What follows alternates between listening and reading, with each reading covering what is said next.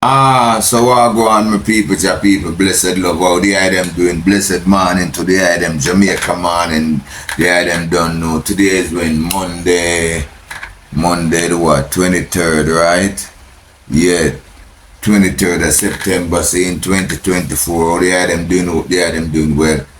Well anyway, Daniel Marshall there, and we have a lineup of video for the item. The one is spicy. Me not tell you lie, things is getting really hot up in here. You understand me? Story I come to bump. What we having in the topic today? Excuse me language, lineup of video, lineup of information, and we have just called it like that, saying, alright, we have a video here with a man talking about the politics business that's going on. We don't know and see the squabble that's going on with the politics system here in Jamaica and around the world also. But we are specifically talking about Jamaica right now because we're focused on Jamaica. You understand me? Anyway, topic of the video is talking about the politics and the corruption, the politics and all the government system and the parties, the two parties, the PNP and the JLP was formulated, and it even talking about what interestingly talking about is Marcus Garvey, because Marcus Garvey was coming up with a party also, and what me never know, what I didn't know, because I read Marcus Garvey book, and but we never hear this side of it. I didn't know that. Well, we know so the Jamaica government was against him too, but I never know it was in this extent. You see, enough of we Jamaican people never know. Enough of we never know these things. Enough of we don't know certain things still. But we are getting to know it. We are getting to know things. So, yeah, so it's a whole bunch him talk about. Me can't talk about all things them talk about, but that's just one of the hot topics. One of the main topics that we're going to do, and it's the first video that I'm going to play so the item can listen to it, and me after listening to it and watching it and editing and all that, me going to put my comment to it.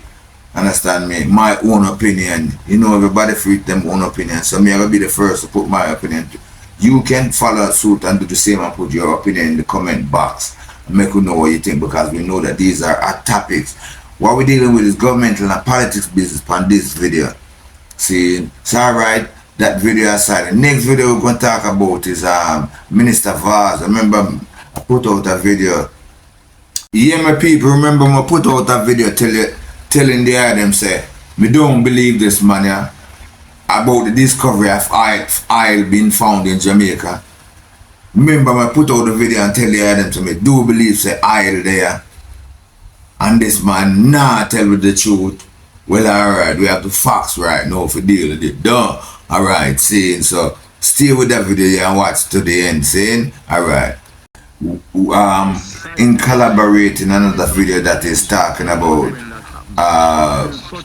oil, the discovery of oil in Jamaica, and Minister Darrell Vaz came up and said, well, we must disregard that lie, we must get out of our mind and totally, and all these kind of things, you understand me?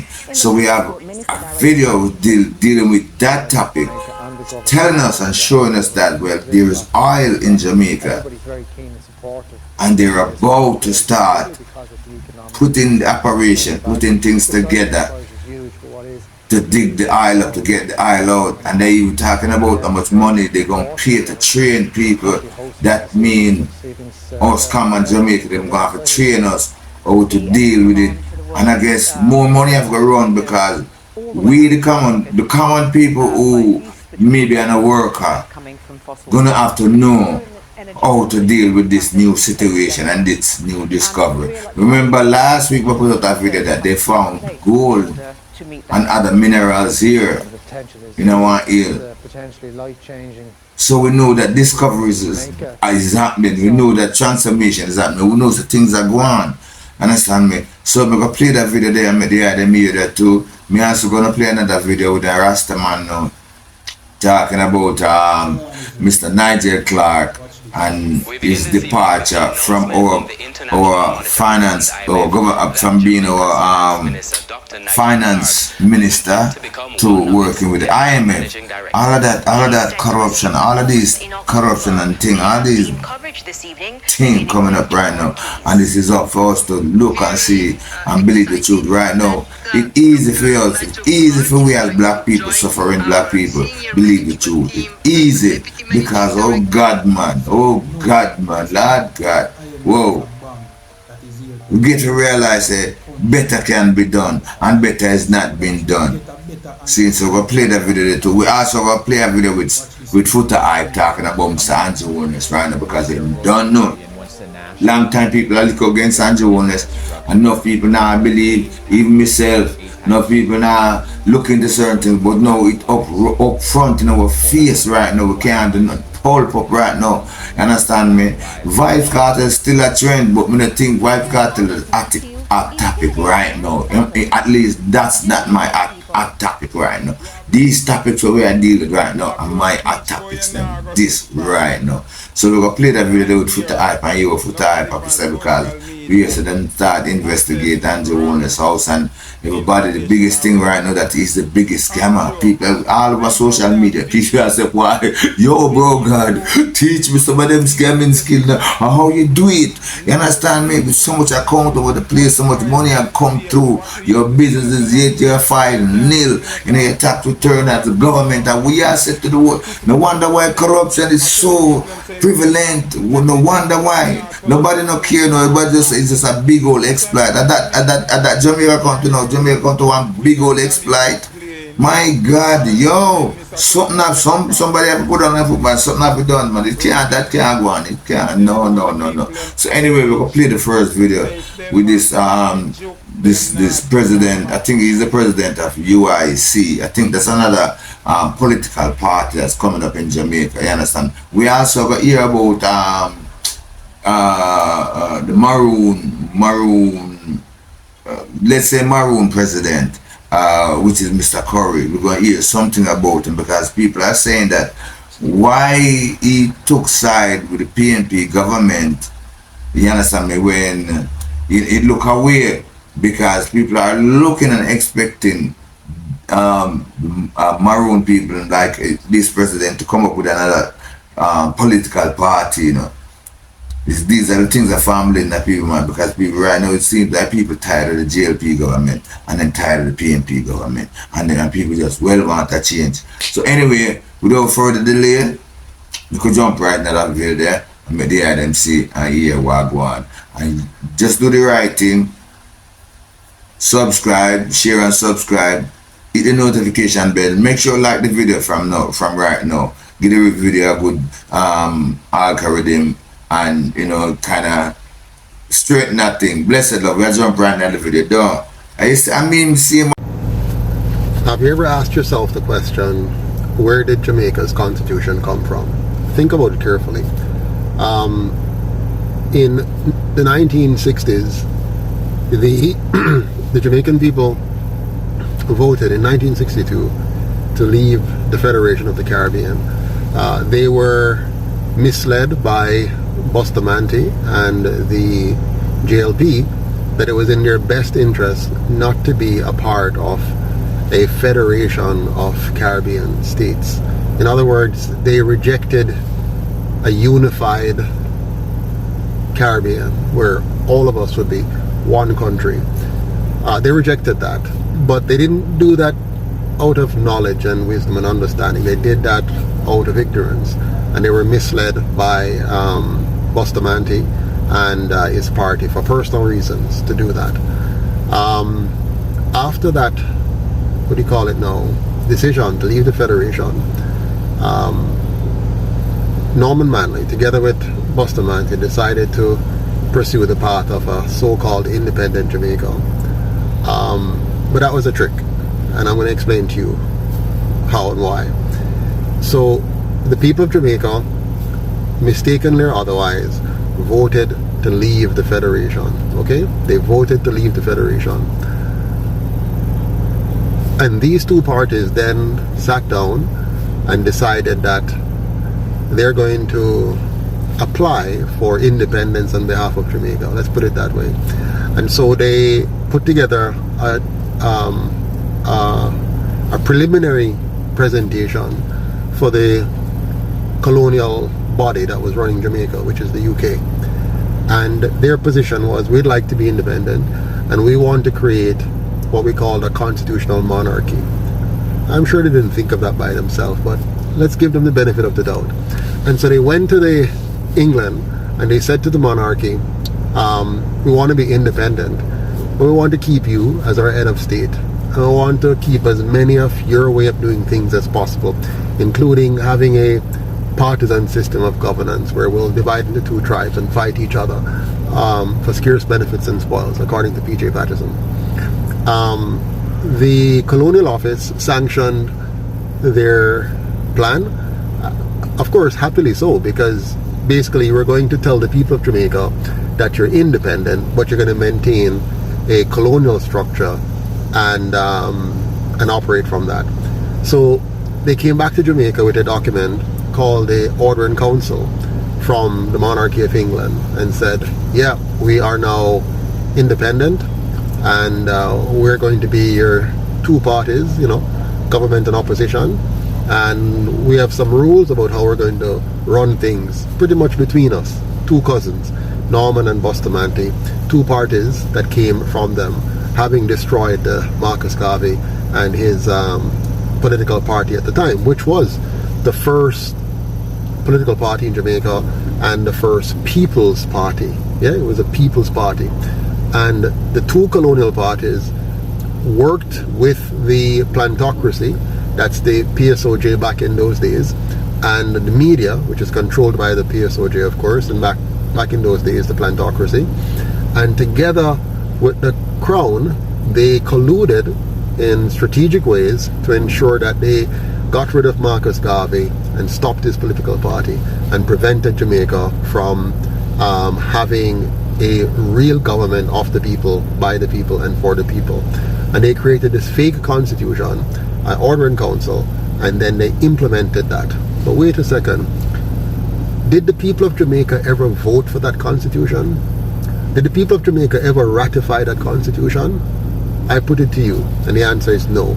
So the Jamaican people have never been asked in a referendum to vote on whether or not they wanted this colonial constitution to govern them or if they want something else.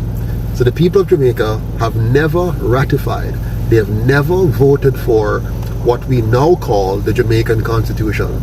It is a fraud. It is the biggest scam ever committed against the people of Jamaica. And it has lasted now for 62 years. Think about it. And the same two-party that joined the scam in 1944 to give us a fake democracy is the same two parties 18 years later would band together and gave us a fake constitution and a fake independence. Now that is very important, because what it means is that the government of Jamaica is illegitimate. Yeah, those who occupy it, it's illegitimate. The constitution that they're governing us under is illegitimate. It is fraudulent. And the current Constitutional Reform Committee is therefore illegitimate. But worse than that, these two parties have been getting consistently less and less votes at the polls. In fact, in the last local government election, only 30%, in fact less than 30% of the electorate voted for those two parties. That means the majority of Jamaicans have not voted for them, have not participated in the electoral process. The same thing has happened in the general election, where more and more and more, to the last election, 63% of Jamaicans did not participate in the voting process, which means the government only had, believe it or not, 37% of the electorate participating, and the sitting government, the ruling party, only got 21% of that total possible number of votes. So you have a minority government, not just minority, a fraudulent government because the votes that they got were actually bought. Can you imagine these two parties? They have full control of the media because the PSOJ, which funds them, also owns the media. And they used the money from the PSOJ, which was extracted from the Jamaican people in the first place, to buy back the votes of the poor and oppressed Jamaicans to win elections.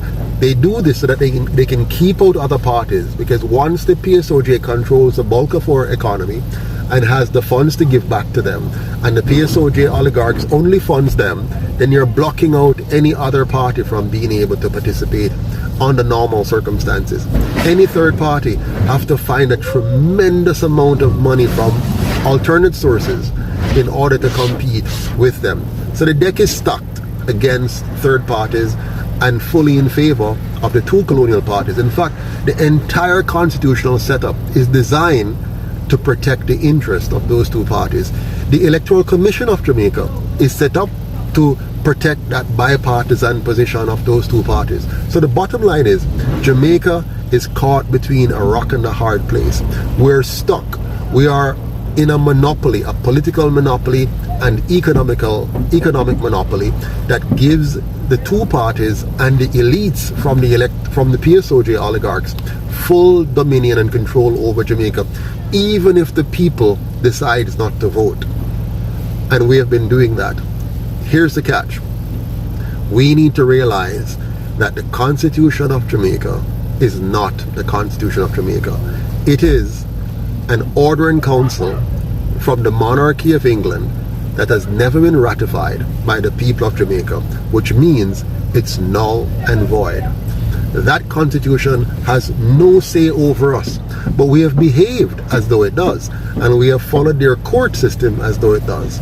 The truth is, we now need to recognize that we have been scammed, that the entire system is fraudulent, and that we the people have to rise up now, like Nani, like Sam Sharp, like Bogle, and take back our country from them, expel them from the seat of power and government, and set up a truly Jamaican constitution, one that will protect the rights and freedoms of Jamaicans, both individually and collectively as a people, from those who are committed to keeping us in one form of slavery or another. Trust me, the time has come for us to open our eyes and see what has been done to us by these two colonial parties. I know you may have been brought up to respect and revere them, but they're actually a part of a massive scam, a deception that has defrauded the people of Jamaica for over 80 years now. From the 1930s, they have been working at it, and they have successfully committed the biggest fraud in the history of Jamaica by getting us to buy into a lie, to accept a constitution that we the people have never voted for. A constitution that is therefore null and void because it was never ratified in a referendum by us. We were never asked whether or not we want this constitution, and now we must reject it fully and vote UIC in the next election. In other news, Energy Minister Darrell Vaz has dismissed reports on social media claiming an oil discovery off Jamaica's coast. He labeled the news or the claims as fake news. Mr. Vaz stated that there is no such find and urged the public to disregard these rumors. He explained he received numerous inquiries about the matter. As Minister, I can categorically state that there is no such thing. It is absolutely fake news. I, as Minister, will be the first one to be excited to share any such good news if and when that happens. So until such time as you hear from me, while I'm Minister, disregard all information in relation to Jamaica's discovery of oil. It is just simply untrue. Lie. In the Passport Minister Darrell relationship with the island of Jamaica and the government, not only the host government but the political opposition as well. Everybody's very keen and supportive to see this well drilled, purely because of the economics, the potential upside and value. The size of the prize is huge for what is a reasonably low and minimum investment, and in fact, as a demonstration of the support of the government, they've kindly hosted us this evening for this evening's shareholder event, which we're very excited about. The energy demand for the world is going to be fulfilled all the way out to 2050, by at least between 40 and 50% coming from fossil fuels. We're in an energy transition. Transitions take decades, and there's a growing realization that reserves have to be replaced in order to meet that energy demand. Well, the potential is huge. It's a potentially life-changing license for the island of Jamaica. The size and scale and value is truly mind-blowing. This project could be potentially 7 billion barrels of recoverable oil. It could potentially double the GDP of the island as a standalone project, and it could also generate over $30 billion of tax take for the island of Jamaica. So the scale is quite substantial. The Jamaican opportunity is really a unique one. It's a massive acreage holding, over 22,000 square kilometres, which is the equivalent of 3.5 million football pitches, and really the opportunity to be first mover in a country that is energy hungry, that would like to replace its imports with indigenous supply. More than that, the way that we're looking at Jamaica now, and the technical work that's advanced, we see a real opportunity for a string of pearls in terms of exploration and development. And we're really looking at early commercialization and how we can do that.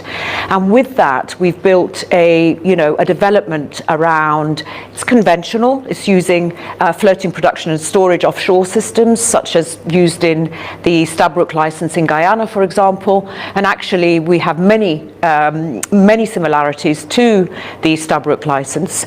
So in the look at how we would go about commercializing these opportunities, we've really started to attract and engage with a number of partners, and we're really taking those conversations forward. And of course, our joint purpose with the Jamaican government is to get to a point of commercializing and getting to production as early as possible.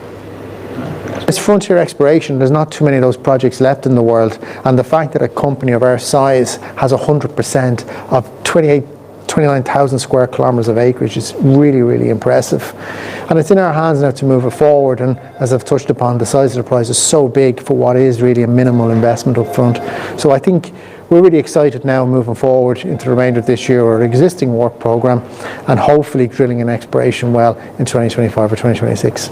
This year we've appointed a new country manager, Herona Thompson, and she'll lead operations on the ground and help us with all the permitting that's required for this year's work programme in advance of hopefully drilling an exploration well in 2025. We've also invested quite substantially in a number of training and educational programmes. So to date, since we've come into the licence and taken over operatorship, we've invested over $500,000 in training and educational programmes. So the relationship is very strong. I think the shareholders really need to get behind the story now and really support the work programme and what we're trying to achieve. Tonight's presentation will be available on our website, and I really urge our shareholders to have a read of it. The technical story has evolved substantially over the last number of months, and we're really excited now. There's a number of additional leads and prospects that we've been working on, and the presentation will capture a lot of that detail. Tonight we gather to celebrate the partnership between United Oil and Gas plc and the Government of Jamaica, as well as to highlight the exciting opportunities that lie ahead in Jamaica's offshore oil and gas sector. We have an esteemed lineup of speakers who will share their insights and perspectives on this important collaboration. So without further ado, let us commence our program with a warm welcome from my dear friend, His Excellency Alexander Williams, the Jamaica's High Commissioner to the United Kingdom. Your Excellency.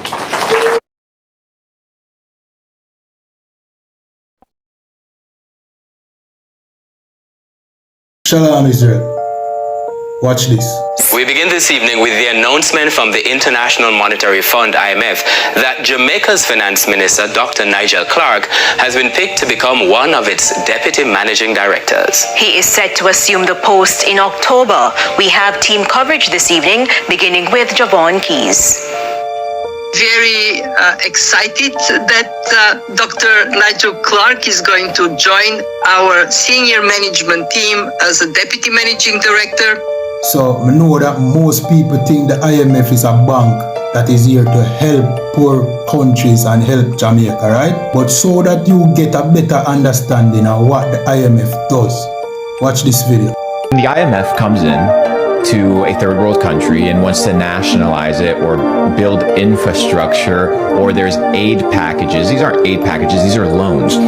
So what do you collateralize for that money? You collateralize human energy, you collateralize land, you collateralize nationalized assets, and if you don't pay back your loan, which is impossible for most countries to pay off because they can't print dollars, then you have to enslave your people, you have to give up your land, and you have to give up your resources. The reason fiat is a scam is simply because you're creating something out of nothing and you're exchanging it for things that are real, and you're adding interest rates, which especially in places like the Middle East is considered haram. And what you're doing is you're stealing from the people through inflation and through the devaluation of currency by printing more money. So now you get the picture. And apparently the IMF saw something special in Nigel Clark. So much so that them decide that they want him and feed them corrupt team.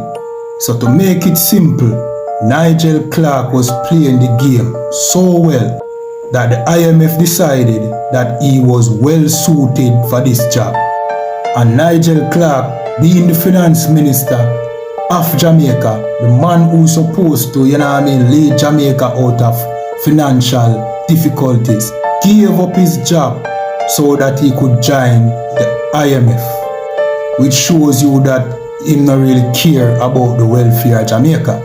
So in essence, what he did was quit the job of finance minister so that he can serve the oppressor even better and help to oppress the poor. You understand? You can't say it a better way. You understand? That is really what he did. So when we tell you that these politicians don't have your best interest at heart, there should be no argument. You understand? When we tell you that voting does not help our people, this is a prime example. Because if your politicians got the chance, to get a better opportunity for himself, enrich himself, he might take it. You understand? And clearly him choose the IMF over Jamaica. And as me say, it must be that a corrupt institution like IMF see something corrupt in this politician that them decide say, yo, look, we need him on the team. And being as corrupt as he is, him gladly take the job. And of course, you know, one of those Nigel Clark alone corrupt, the whole of them corrupt, you understand? And who mean well in your political party can't do no better because you can't change a corrupt system. You understand? Alright, so yeah, my people, we're well over time, Panda video you're seeing. So the only little space we have left, my own little analyzation is, after watching and listening to the first video, everything all come together right now, coming down up to this last video. See, you what the man say? Them can't change it. None of our political leaders, them can't change it. The system done set away corrupt. So you know. So right now, I'm not think of the time for squabble. But yeah, we have to spread news. We have to spread the gospel. We have to spread the good news so ones can be aware of things and know things, because as much as it might seem, and it might seem prevalent to me and you, it's not prevalent to some other people. So you read a lot of people saying, and there's so much information and news coming out directed towards us black people right now that it take a time, it's hard to process it, but for so much information coming to you at once, understand me? So when people like I and I now pick out few, and people like the brethren you say a while ago, pick out few and highlight as this and this and bring it together and put together in front of the island, give thanks, much love, saying, so that is enough reason to give the video a like, share, subscribe, and make sure you hit notification bell. See, the thing right now is not to squabble about things, but solution. That's what we should be thinking. We should be thinking solution. So make the thinking heads them go together now and bring out solution, saying, and it all started down to people and simple people like I and I, the simple flagger who out there who push up with head and say, hey world, see we are. You understand what I say? So, brothers and sisters of my Jamaican diaspora community and society, understand me, and all good-hearted people, understand me, that is for righteousness and truth, seen all across the globe. Yeah, thanks to them support and continue to support, and I think, and encourage and show us the encouragement when we come out with something good, show us, yeah, because it don't make no sense we have squabble over these and I stumble over these issues and these things constantly. Because we can't change them and stumble over them. You understand me? We have to get wise within it and join to ourselves and start to think about solution, strategies. Because as a matter of fact, we are a body of people and we all have a right and we have a say. Blessed love. Thanks for watching Daniel Marshall on the infrastructure work. You understand me? That is it. That is it for this video. There's no more video I will add to this. Thumbs up. Bless up. Stay well, stay safe, and I balance. I'm see you in the next video. Seeing? Yeah man, boom shot. Alright.